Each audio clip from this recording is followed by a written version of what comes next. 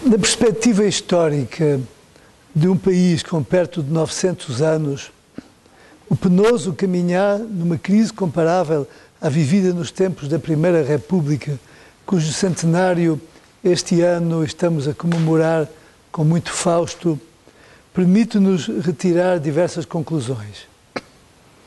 Comecemos pela curiosa circunstância da República fundada pela força que derrubou um regime democrático em 1910, nunca até aos nossos dias haver sido legitimada pelo voto popular.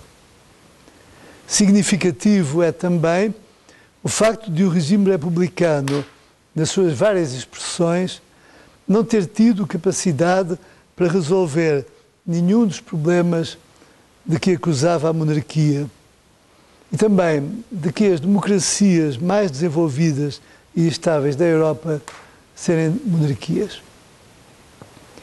As nossas três repúblicas do século XX nasceram de golpes militares, após os quais os novos governantes se esforçaram por reorganizar a sociedade, chegando à situação que hoje vivemos. Como herdeiro dos reis de Portugal, eu represento um outro princípio, o princípio da liberdade e não o da coação pelas revoluções militares. Chegou a hora de a sociedade poder livremente dizer que Estado é que quer. Em vários reinos do norte da Europa, ouvi destacados dirigentes políticos dizerem: a nossa República é garantida pelo rei. O rei é o melhor defensor da nossa República. Deixo aqui uma mensagem aos monárquicos convictos, que hoje são uma minoria, mas que, segundo as sondagens, serão a maioria num futuro que se aproxima. Quero lembrar que essas sondagens chegam a referir 20, 30, 40% de monárquicos, conforme a maneira como as perguntas são feitas. Percentagens tanto mais valiosas quanto resultam da escolha de pessoas livres, não condicionadas por máquinas de propaganda ou por interesses partidários. Quero agradecer a esses monárquicos a sua generosidade, o seu entusiasmo, a sua dedicação quando içam nas ruas as bandeiras das esquinas com a coroa. E quero dizer-lhes que continuarei a acompanhá-los, como sucedeu recentemente no 5 de outubro em Guimarães. 5 de outubro, data da independência de Portugal.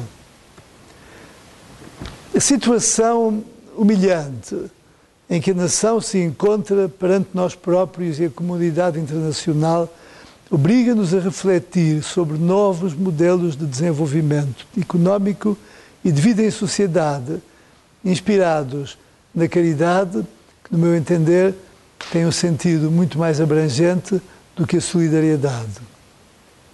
Com efeito, depois da expectativa inicial do projeto da União Europeia, que a generalidade dos membros abraçou e que, se assumindo na sua origem como um projeto de cooperação entre Estados, com os mais ricos a ajudarem os mais pobres, passou rapidamente de miragem a tragédia, com os mais fortes a ditarem regras e a castigarem as sanções aos mais vulneráveis.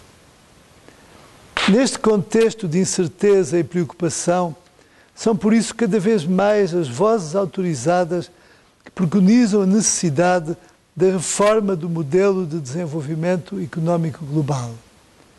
A reativação estratégica e equilibrada de uma agricultura sustentável e ecologicamente correta é fundamental para enfrentarmos com segurança os desafios atuais, como foi dito pelo próprio Papa Bento XVI há pouco tempo. Precisamos de um novo modelo para conseguirmos mais felicidade e bem-estar com menor desperdício de recursos, que deverão ser melhor e mais justamente partilhados para que a ninguém falte o essencial. Havendo tantas necessidades de apoio às populações, seria desejável dinamizar as antigas tradições de voluntariado, como aliás é prática nos países desenvolvidos, recorrendo também aos serviços dos beneficiários de subsídios do Estado como condição para receberem esses subsídios. Pois que receber subsídios sem dar uma contribuição para a sociedade é viver de esmola e isso não é bom para ninguém. Portugal não pode cair no desânimo. Esse desânimo a que nos conduzem os constantes e confusos acontecimentos políticos nacionais amplamente noticiados. É fundamental acreditar no futuro e partilhar a esperança, nunca nos esquecendo de onde viemos e para onde queremos ir. Para isso, há que cultivar os exemplos de competência, seriedade e coragem na defesa de ideais, combatendo a falta de autenticidade, que infelizmente é uma das características mais marcantes da nossa época. Quem está na política deve ter como primeiro e último objetivo servir a pátria e, em particular, permitir o progresso dos mais desfavorecidos. Para que essa valorização dos mais desfavorecidos possa ser possível, teremos de repensar todo o nosso sistema educativo, desde o pré-primário até ao superior, adaptando os cursos às necessidades profissionais atuais e futuras e criando, com suporte da rede de ensino privado e cooperativo, condições para que as famílias com menos recursos, para que elas possam escolher os estabelecimentos que gostariam que os seus filhos frequentassem, sem que tal venha a implicar aumento de encargos para o Estado. Tenho visitado muitas escolas nos últimos tempos, onde me explicam que os programas são desajustados às realidades atuais e culturais e às saídas profissionais, e particularmente são desajustados aos jovens com problemas de adaptação cultural. O cheque ensino seria uma solução para estes problemas, permitindo às famílias escolher a oferta escolar mais adaptada às necessidades dos seus filhos, evitando a discriminação económica atualmente vigente e promovendo a qualidade do ensino através de uma saudável concorrência entre as escolas. Só desta forma conseguiremos melhorar efetivamente o nível médio cultural, académico e profissional da população, com vista ao progressivo desenvolvimento e engrandecimento do país e não com fins especialmente estatísticos. Na sua longa história, Portugal foi grande quando se lhe depararam desafios que envolveram projetos galvanizadores da verdadeira dimensão nacional. Nessas alturas, os portugueses sempre souberam responder com coragem, com criatividade e com imaginação. Hoje é no mar e na lusofonia que a nossa atenção deve ser focada como áreas de eleição para realizar um projeto de futuro para o país e para a comunidade dos países de língua portuguesa.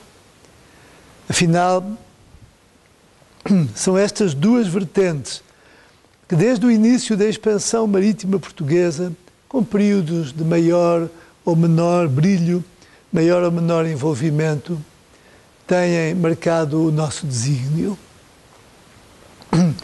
O prestigiado professor e político suíço Jean Ziegler, meu professor em Genebra, ensinava-nos que existem dois caminhos para desenvolver os povos. O primeiro começava pela educação profissional, académica e moral da população, que iria depois desenvolver economicamente o país e conduzi-lo ao enriquecimento. O segundo caminho consistia em injetar dinheiro estrangeiro na economia. Os governantes criariam grandes infraestruturas, enriquecendo-se alguns deles no processo, e a população compraria bens de consumo importados, enriquecendo o comércio. Mas, no fim, essa nação estaria endividada, a classe média empobrecida, porque as capacidades de produção teriam diminuído. Infelizmente, é esta a nossa realidade atual. Deixo para os especialistas apontarem os fatores da crise que nos fustiga, fazerem os diagnósticos acertados, apontarem as vias de solução. Mas não posso deixar de dizer que é urgente arrepiarmos o caminho que nos trouxe à gravíssima crise económica e financeira que atravessamos, como venho denunciando já há muitos anos. Foi justamente nesse sentido que este ano, pela segunda vez, promovi, no âmbito da Comissão Dom Carlos 100 anos, a organização do Congresso Mares da Lusofonia, que permitiu uma participada reflexão com representantes de todos os países da CPLP acerca da valia dos mares e das estratégias políticas, de segurança, jurídica, ambiental, científica, tecnológica e económica, cujos trabalhos serão enviados aos respectivos governos. A intensificação do intercâmbio de conhecimentos da sociedade civil e o fortalecimento das relações afetivas entre os nossos países contribuirá decisivamente para a supressão das barreiras que ainda nos dividem. Recentemente, visitei o Brasil, pátria de minha mãe, que era trisneta de Dom Pedro I, conhecido em Portugal como Dom Pedro IV, onde tive a feliz oportunidade de, em Brasília, encontrar-me com governantes e depois mandar os meus sinceros votos de sucesso à presidenta eleita Dilma Rousseff. Percebi que lá existe uma grande abertura à ideia de uma futura confederação dos Estados lusófonos, que muito beneficiaria todos os Estados participantes e cuja adesão em nada comprometeria as alianças regionais hoje existentes. O facto do Reino Unido ser fundador da Commonwealth, ao contrário, enriqueceu na sua presença na União Europeia. Também Angola vai evoluir em breve para uma grande potência económica e lá hoje já trabalham milhares de portugueses que têm emigrado e têm sido bem recebidos. Ainda sobre a importância da afetividade que naturalmente se cultiva na comunidade lusófona, virá a propósito salientar a decisão do governo de Timor, país ao qual me ligam profundas relações de amizade, quando, há semanas, declarou o seu auxílio a Portugal na compra de uma parte da nossa dívida externa. Para concluir, gostaria de transmitir a todos os portugueses uma mensagem de ânimo. Não vos deixeis abater pela situação de dificuldades económicas e pela crise moral que atualmente nos invade. Lembrai-vos que tivemos momentos bem mais graves na nossa história, em que a perenidade da instituição real foi suporte decisivo para a recuperação conseguida. A dinastia, baseada na família, oferece o referencial de continuidade de que Portugal está carente há 100 anos. Viva Portugal!